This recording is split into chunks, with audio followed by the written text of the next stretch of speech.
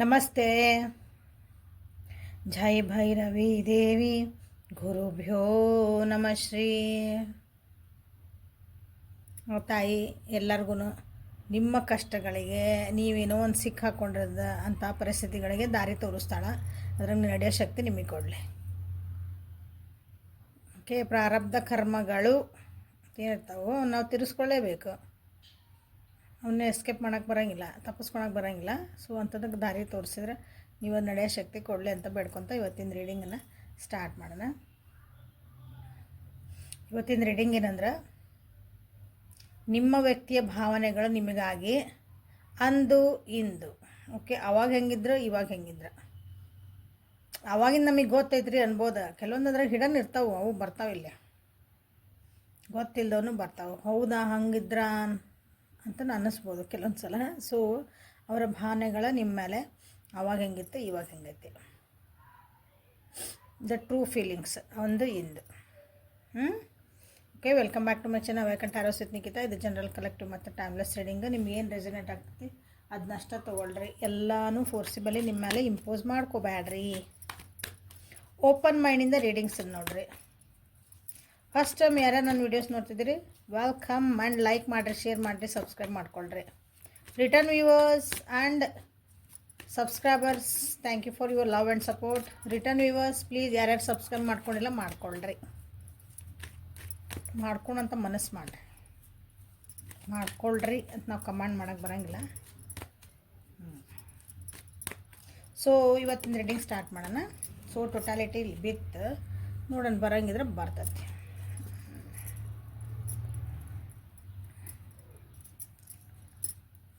ನನ್ನ ವ್ಯೂವರ್ಸ್ ಯಾರ ಬಗ್ಗೆ ಯೋಚನೆ ಮಾಡಿ ಅವ್ರ ಭಾವನೆಗಳನ್ನ ತಿಳ್ಕೊಬೇಕಂತದಾರ, ಆ ವ್ಯಕ್ತಿ ಅಂದು ಇವ್ರ ಬಗ್ಗೆ ಏನಂತ ಅಂದ್ಕೊತಿದ್ರು, ಈ ಮುಂದೆ ಏನು ಅವ್ರ ಬಗ್ಗೆ ಫೀಲ್ ಮಾಡ್ಕೊತಾರೆ ಅವರಿಗೆ ತಿಳಿಸ್ಕೊಡ್ರಿ. ಅವರ ಟ್ರೂ ಫೀಲಿಂಗ್ಸ್ ಏನದ ತಿಳಿಸ್ಕೊಡ್ರಿ. Okay, thank you.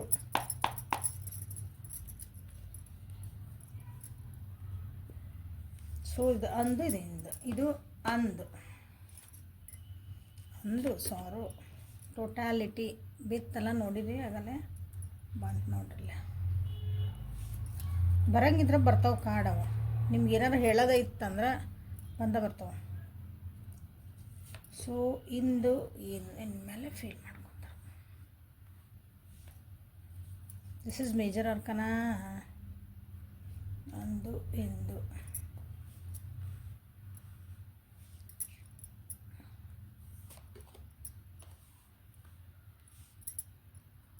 ಒಂದು ಸಲ ಕ್ಲಾರಿಫೈ ಮಾಡ್ಕೊಂಡ್ಬಿಡೋಣ. ಕ್ಲಾರಿಫೈ ಮಾಡ್ಕೊಳೋದಿಲ್ಲ, ಒಂದು ಸ್ವಲ್ಪ ಗೊತ್ತಾಗಲಿ ಅಂದಷ್ಟು. ಸೊ ಒಂದು ಕಾರ್ಡ್ ರೀಡಿಂಗ್ ಇದೆ. ಸೊ ಓವರಾಲ್ ಆಗಿ ನೋಡಿಲ್ಲ, ಗಿಲ್ಟ್.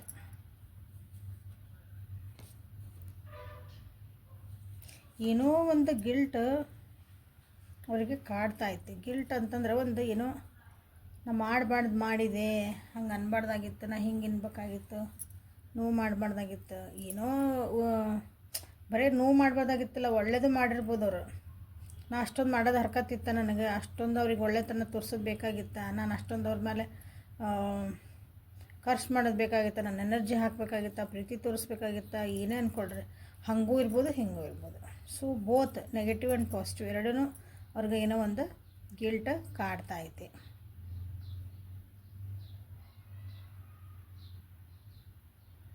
ಅಂದ್ರೆ ಕಾಡ್ತಾ ಇದೆ, ಅವ್ರನ್ನ ಪದೇ ಪದೇ ಅದು ಯೋಚನೆ ಒಳಗೆ ಬರ್ತಾಯಿತ್ತು. ನಾನು ಯಾಕೆ ಹಿಂಗೆ ಮಾಡಿದೆ.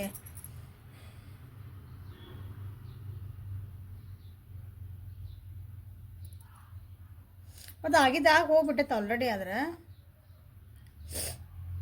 ಬಟ್ ಅವ್ರದ್ದಾದಂಥ ಒಂದು ನೆಗೆಟಿವಿಟಿ ಒಳಗೆ, ಅಂದರೆ ಅವ್ರದ್ದಾದಂಥ ಒಂದು ಊಹಾ ಅಂತೀವಲ್ಲ ನಾವು. ತಾವೇನೋ ಅನ್ಕೊಂಡು ತಮ್ಮದ ನೆಗೆಟಿವಿಟಿ ಒಳಗೆ ಒಂಥರ ಸಿಕ್ಕ ಹಾಕೊಂಡ್ಬಿಟ್ರೆ ಅವ್ರು. ಅದು ನಿಮ್ಮ ಮುಂದೆ ಹೇಳಿಲ್ಲ ಅನ್ನಿಸ್ತೈತಿ, ಅಥವಾ ಅದಕ್ಕೆ ತಾನು ಒಂದು ಪರಿಹಾರನ ಕಂಡುಕೊಂಡಿಲ್ಲ ಅವರು. ಸೊ ಓವರಾಲ್ ಆಗಿದೆ. ಓಕೆ, ಇವತ್ತು ನಿಮ್ಮ ಬಗ್ಗೆ ಅವ್ರಿಗೆ ಅನ್ನಿಸ್ತಿರೋದಂದ್ರೆ ತಮ್ಮೊಳಗೆ ತಾವು ಗೊಂದಲದೊಳಗೆ ಸಿಕ್ಕಾಕೊಂಡಾರ ಅವರು ನಿಮ್ಮ ಬಗ್ಗೆ. ಓಕೆ. ಸೊ ಇಲ್ಲಿ ಕಾರ್ಡ್ಸಿಗೆ ಬಂದ್ವಿ ಅಂದ್ರೆ ಅಂದು ಅಂದ್ರೆ ನೀವು ಯಾವಾಗ ನಿಮ್ಮ ರಿಲೇಷನ್ಶಿಪ್ ಇವತ್ತು ರೀಡಿಂಗ್ ನೋಡ್ತೀರಿ, ಇವತ್ತಿಂದ ಅಂದರೆ ರೀಸೆಂಟ್ಲಿ ಅಂತ ತಿಳ್ಕೊಳ್ರಿ. ಸೊ ನಿಮ್ಮ ರಿಲೇಷನ್ಶಿಪ್ ಯಾವಾಗ ಸ್ಟಾರ್ಟ್ ಆಗಿತ್ತು ಆವಾಗಿಂದ ತೊಗೊಂಡ್ವಿ ಅಂದ್ರೆ ಅವ್ರಿಗೆ ನಿಮ್ಮ ಜೊತೆಗೆ ಒಂದು ಕಂಪ್ಲೀಷನ್ ಬೇಕಾಗಿತ್ತು, ನಿಮ್ಮ ಜೊತೆಗೆ ಇರೋದು ಬೇಕಾಗಿತ್ತು. ಬಟ್ ಆದರೆ ನಿಮ್ಮ ಜೊತೆಗೆ ಪೂರ್ಣ ಪ್ರಮಾಣವಾಗಿ ಇರಬೇಕು, ಪೂರ್ಣ ಪ್ರಮಾಣವಾಗಿ ಅವ್ರು ಎನರ್ಜಿ ಹಾಕಬೇಕು, ಪೂರ್ಣ ಪ್ರಮಾಣವಾಗಿ ನಿಮ್ಮ ಜೊತೆಗೆ ಟೈಮ್ ಸ್ಪೆಂಡ್ ಮಾಡಬೇಕಾಗಿದ್ವು, ಲೈಫ್ ಸ್ಪೆಂಡ್ ಮಾಡ್ಬೇಕಂತ. ಬಟ್ ಇಲ್ಲ, ಹಂಗೆ ಮಾಡ್ಬೇಕಂದಾಗ ಅವ್ರಿಗೆ ಏನೋ ಕೆಲವೊಂದು ವಿಷಯಗಳನ್ನು ಅಥವಾ ಕೆಲವೊಬ್ಬರನ್ನ ಬಿಟ್ಟು ಬರಬೇಕಾಗಿತ್ತು. ಒಂದು ಸ್ಯಾಕ್ರಿಫೈಸ್ ಮಾಡುವಂಥದ್ದು, ತ್ಯಾಗಗಳನ್ನು ಮಾಡಿ ಬರೋಂಥ ಪರಿಸ್ಥಿತಿ ಇತ್ತು. ಆವಾಗೂ ನಿಮ್ಮ ವಿಷಯ ಅಂತ ಬಂದಾಗೆಲ್ಲ ಅವರಿಗೆ ಸ್ಟ್ರೆಸ್ ಆಕಿತ್ತು.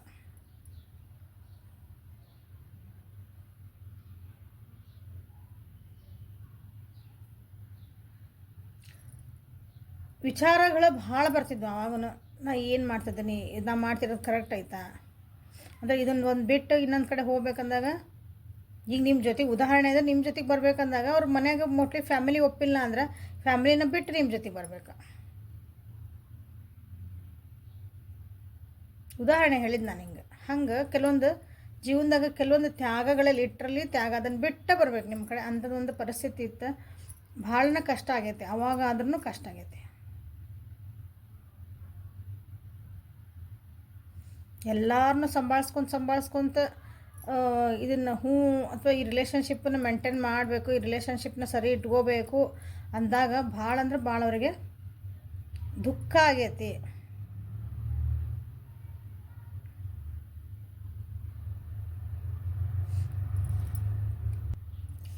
ಈ ವ್ಯಕ್ತಿ ನಿಮ್ಮ ಜೊತೆಗೆ ಈಗೂ ಇರ್ಬೋದು, ಹೌದಾ. ಈಗ ಈಗ ನಮ್ದು ಹಸ್ಬೆಂಡ್, ಪಾರ್ಟ್ನರ್, ಸ್ಪೌಸ್ ಅಂತೇವಲ್ಲ ಆಗಿದ್ರಂದ್ರೆ ಅಂದು ನಮ್ಮ ಬಗ್ಗೆ ಏನು ವಿಚಾರ ಮಾಡ್ತಾರೆ, ಅವಾಗೂ ಸ್ಟ್ರೆಸ್ಫುಲ್ ಇದ್ರು ಅವರು. ಅವಾಗೂ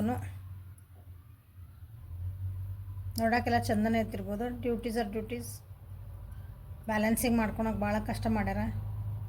ಯಾಕಂದ್ರೆ ಯಾವಾಗ ಅವ್ರು ಬ್ಯಾಲೆನ್ಸ್ ಮಾಡ್ಕೊಂಡಾಗಂದ್ರೆ ಇದು ನಿಮ್ಮ ಜೊತೆಗೂ ಒಂದು ಬಾಂಧವ್ಯ ಚಲೋ ಇಟ್ಕೋಬೇಕು. ಕೆಲವೊಂದು ಬೇರೆ ರೆಸ್ಪಾನ್ಸಿಬಿಲಿಟಿ ಇರ್ತಾವಲ್ಲ ಅಲ್ಲೂ, ಅಥವಾ ಅದು ಕರಿಯರ್ ಆಗಿರ್ಬೋದು.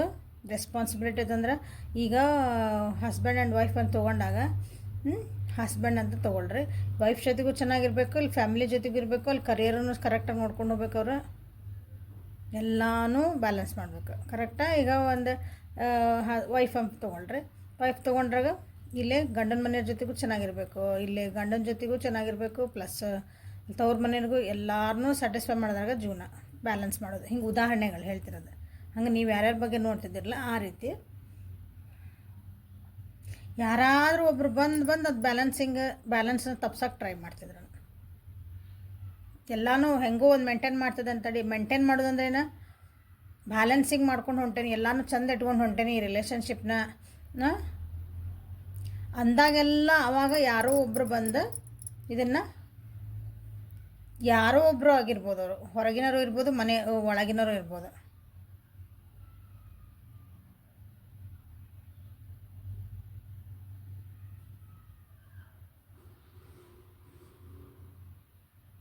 ಸೊ ಆವಾಗೂ ಇದು ಸ್ಟ್ರೆಸ್ಫುಲ್ ಆಯಿತು ನಿಮ್ಮ ಬಗ್ಗೆ ವಿಷಯ ಒಳಗೆ ಬಂದಾಗ.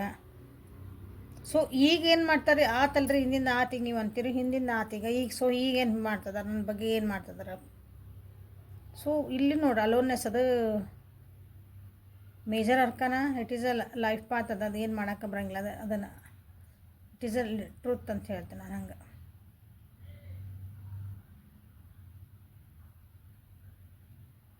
ಲಿಟ್ರಲಿ ಇದನ್ನು ಬಿಟ್ಟು ಹೋಗ್ಬೇಕಂತ ಅನ್ಸಕತೈತಿ.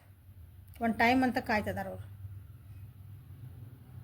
ಬಿಟ್ಟು ಹೋಗ್ಬೇಕು ಅಂತಂದ್ರೆ ಇಲ್ಲಿ ನಿಜವಾಗ್ಲೂ ಫಿಸಿಕಲಿ ನಿಮ್ಮನ್ನು ಬಿಟ್ಟು ಹಿಂಗೆ ದೂರ ಹೋಗೋದು ಒಂದಾತು, ಇಲ್ಲ ಮೆಂಟಲಿ ಎಮೋಷ್ನಲಿ ಎಲ್ಲ ರೀತಿಯಿಂದ ನಾನು ನಿಮ್ಮನ್ನು ದೂರ ಇಟ್ಬಿಡೋದು. ನೀವು ಎದುರಿಗಿದ್ರೂ ನೀವು ಇಲ್ದಂಗೆ ಇದ್ಬಿಡೋದಪ್ಪ, ಅದನ್ನು ನಿಮ್ಮಿಂದ ದೂರ ಹೋದಂಗಲ್ಲ. ಕಂಡ್ರೂ ಎದುರಿಗಿದ್ರೆ ಕಂಡ್ರೂ ಕಾಣಲಾರ್ದಂಗೆ ಇದ್ರೆ ಅದು ಎಷ್ಟು ನೋವಿನ ಸಂಗ. ನಿಜವಾಗ್ಲೂ ಕಣ್ಣಿಗೆ ಕಾಣ ದೂರ ಹೋದ್ರೆ ಅದು ಹೆಂಗೋ ಒಂದು ಸ್ವಲ್ಪ ಸಂಭಾಳಿಸ್ಬೋದು. ಬಟ್ ಎದುರಿಗೆ ಕಂಡ್ರೂ ಕಾಣಲಾರ್ದಂಗೆ ನಿಮ್ಮನ್ನ ಎಕ್ಸಿಸ್ಟೇ ಆಗಿಲ್ಲ ಅನ್ನೋರಂಗೆ ಬಿಹೇವ್ ಮಾಡಿದರೆ ಹೆಂಗೆ ಅನಿಸ್ತತಿ. They are feeling like that.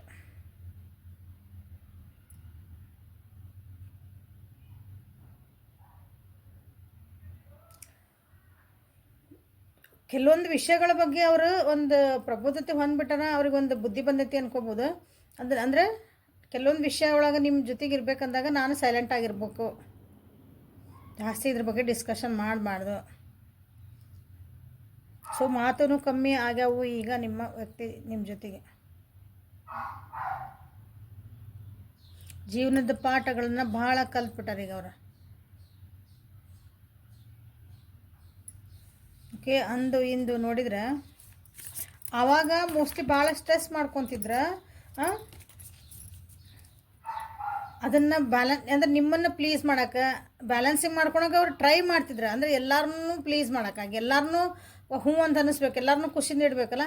ಈಗ ಹಾಗಿಲ್ಲ, ನಾನು ಪಡಿ ನಾ ಖುಷಿದ್ರೆ ಸಾಕು.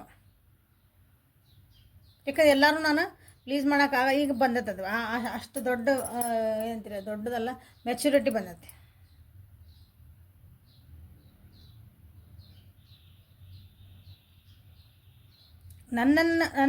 ನನ್ನ ಮನಸ್ಥಿತಿಗಳನ್ನು, ನನ್ನ ನೆಮ್ಮದಿನ ನಾನು ಫಸ್ಟ್ ಕಾಪಾಡ್ಕೋಬೇಕು ಅನ್ನೋದೊಂದು ಈಗ ಅವರಿಗೆ ಪಾಠ ಕಲ್ತ ಬಿಟ್ಟಾರ ಅವರು. ಅಷ್ಟು ಮೆಚೂರ್ಡ್ ಪರ್ಸನ್ ಆಗ್ಯಾರ ಅವರು. ಸೊ ಹಾಗಾಗಿ ನಿಮ್ಮ ಜೊತೆಗೆ ಸೈಲೆಂಟ್ ಇರ್ಬೋದು, ಜಾಸ್ತಿ ಮಾತಾಡಲಿಕ್ಕಿಲ್ಲ. ಯಾವಾಗಿದ್ರೆ ಏನೋ ಒಂದು ಚಿಂತನೆ ಮಾಡ್ಕೊತಿರ್ತಾರೆ ಅವ್ರಿಗೆ. ನಿಮ್ಮ ಬಗ್ಗೆ ಇಲ್ಲ ಅಂತಂದ್ರೆ ನಿಮ್ಮಿಂದ ಫುಲ್ ಅಂದರೆ ದೂರನ ಆಗ್ಬಿಟ್ಟಾರ ಅವರು. ಮನಸ್ಸಿಂದನೂ ಮೈಂಡಿಂದನೂ ಎಲ್ಲ ಕಡೆಯಿಂದ ನಿಮ್ಮಿಂದ ದೂರ ಆಗ್ಯಾರ. ನಿಮ್ಗೆ ಅದು ಎಕ್ಸ್ಪೀರಿಯನ್ಸ್ ಆಗಿರ್ಬೋದು. ಸೊ ಇಲ್ಲಿ ಮೊನಾಲಜಿ ಕಾರ್ಡ್ಸಿಂದ the answers you need are coming. Okay, ನಿಮ್ಗೆ ಏನು ಆನ್ಸರ್ ಬೇಕು ಅವ್ರ ಕಡೆಯಿಂದ ಐತಲ್ಲ, ಇಲ್ಲಿ ಆನ್ಸರ್ಸ್ ಹುಡುಕ್ತಿದಾರೆ ಅವರು.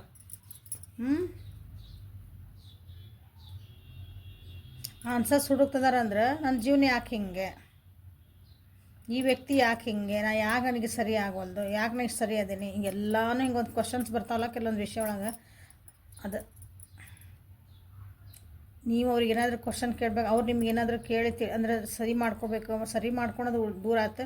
ಅಟ್ಲೀಸ್ಟ್ ನೀ ಯಾಕೆ ಹಿಂಗೆ ಮಾಡಿದಿ ಅಂತ ಕೇಳೋದಕ್ಕೊಂದು ಕ್ಲಾರಿಟಿ ಬೇಕಲ್ಲ, ಕ್ಲಾರಿಟಿ ಅದು ಬರ್ತದ ಅವ್ರ ಕಡೆಯಿಂದ ನಿಮ್ಗೆ ಬರ್ತದವು, ನಿಮ್ಮ ಕಡೆಯಿಂದ ಅವರಿಗೆ ಹೋಗ್ತದವು. So wait for that. ಅದು ಇಲ್ಲಿ ಎಕ್ಸ್ಪೀರಿಯನ್ಸ್, ಅದೊಂದು ಟೈಮ್ ಬರಲಿ ಅಂತ. ಆ ಪರ್ಸ್ನಲ್ ಇಶ್ಯೂ ರೀಚಸ್ ರೆಸೊಲ್ಯೂಷನ್. ನಿಮ್ಮದು ಪರ್ಸ್ನಲ್ ಆಗಿ ಏನಾದರೂ ಪ್ರಾಬ್ಲಮ್ಸ್ ಇದ್ವು ಅಂದ್ರೆ ಅದಕ್ಕೊಂದು ರೆಸೊಲ್ಯೂಷನ್ ಸಿಗ್ತಾ ಐತಿ. ಅದೇ ನಿಮ್ದು ಏನು ಕ್ವಶನ್ ಆನ್ಸರ್ ಇದ್ದು ಅದು ಬರ್ತಾ ಐತಿ. ನಿಮ್ಮಿಬ್ಬರು ಪರ್ಸನಲ್ ಆಗಿ ಕೆಲವೊಂದು ಪ್ರಾಬ್ಲಮ್ಸ್ ಆಗಿ ದೂರ ಆಗಿರಲ್ಲ, ನೀವೀಗ ದೂರ ಆಗ್ತದಿರಿ, ಮನಸ್ಸಿಂದನೇ ದೂರ ಆಗ್ತದಿರಿ.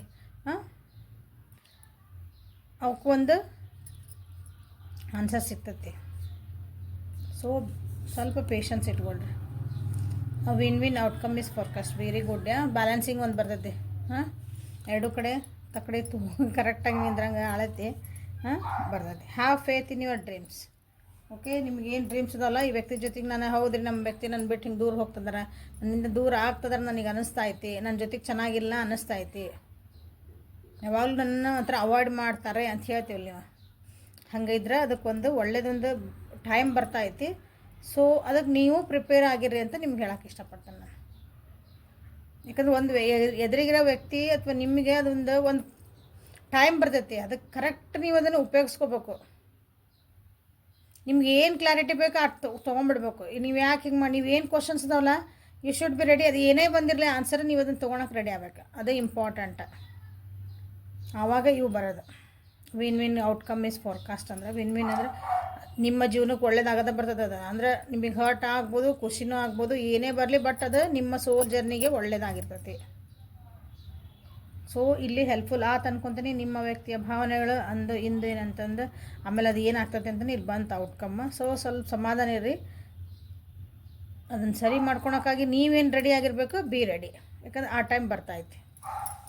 ಓಕೆ, ಸೊ ಇಲ್ಲಿವರೆಗೂ ರೀಡಿಂಗ್ ನೋಡ್ತಿದ್ದೀರಿ ಅಂದ್ಕೊತೀನಿ. ಲೈಕ್ ಮಾಡಿರಿ, ಶೇರ್ ಮಾಡಿರಿ, ಸಬ್ಸ್ಕ್ರೈಬ್ ಮಾಡ್ಕೊಳ್ರಿ. ಪರ್ಸ್ನಲ್ ರೀಡಿಂಗಿಗೆ ವಾಟ್ಸಪ್ಪಿಗೆ ಮೆಸೇಜ್ ಮಾಡಿರಿ. Thank you. Have a great day.